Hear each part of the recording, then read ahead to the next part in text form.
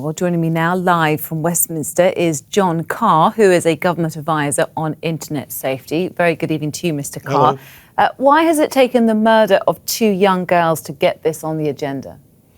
Well, that's a very, very good question. It's really terrible that an event like this has happened. But I have to say, speaking about the legacy, the points that those parents were just making, I do sense that the industry have grasped the nettle. They're putting significant sums of money into trying to address these problems for the future, and I think the government deserve a great deal of credit for being so explicit about them demanding more and better action. But why has it taken so long? I mean, these internet companies are brilliant at what they do. You go to somewhere like China, they're very careful about what their citizens can and can't see on the internet. Why has it taken so long to get to this point? Well, you're talking to the wrong guy. I mean, I completely agree with you. We've been speaking about this from the children's organisations for several years, but trying to get traction on something, it is complicated. There are challenges. If it were easy, it would have been done already. It isn't easy. What are those challenges? Are they worried about money? Are they worried about censorship? What is it? Well, for one thing, in the case of these images, it's the volumes. Back in 1995, which was kind of like year zero for the internet in Britain, the police only knew about 7,000 images altogether. Now, the police in 5 local forces last year, between them seized 26 million images in a 2-year period. And if you extrapolate that out, it could be well over 300 million images that are out there just in the UK bit of the internet. OK. Stephen Carter, who I was talking to earlier, Tia's father, he wants details of people who are looking at things they shouldn't be looking at online to be sent directly to the police. Can that happen? Is that a realistic chance of that happening? Well, certainly technologically it's possible. I'm not sure about legally whether it would be possible, because it would amount to surveillance being carried out by the internet companies, and I'm not sure the law would allow that.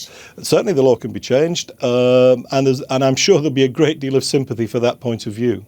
And Google, they're putting £1 million or so on the table. This is a multi-billion-pound company. Surely they can give a bit more money than that. Well, I'm not. To be honest, these are the largest sums of money that have ever been devoted to this topic. Still not much, though, is it? I mean, they pay more in tax, and that's saying something, isn't it? No, I agree. Relative to Google's total wealth, these are small sums, but it's still a big step, and it's very, very good that they've done it, because other companies are now joining in. OK. BT also offering something on the table, these flash screens, which tell people that they're looking at something they shouldn't be looking at.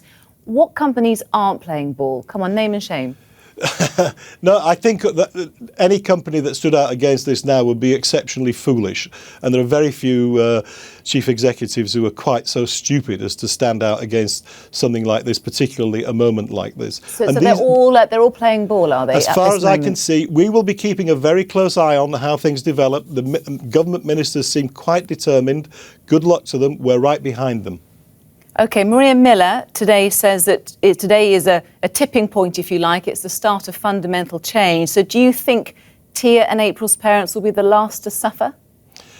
Unfortunately, I don't, but I do think there is a new moment that's arrived as a result of these tragic murders. There's definitely traction now around dealing with these child abuse images. It should have happened years ago. It didn't, but the truth is it's happening now. And as long as we keep up the pressure, and I'm sure the government's determined to, we've heard the Prime Minister speak about this many, many times. He cares passionately about it.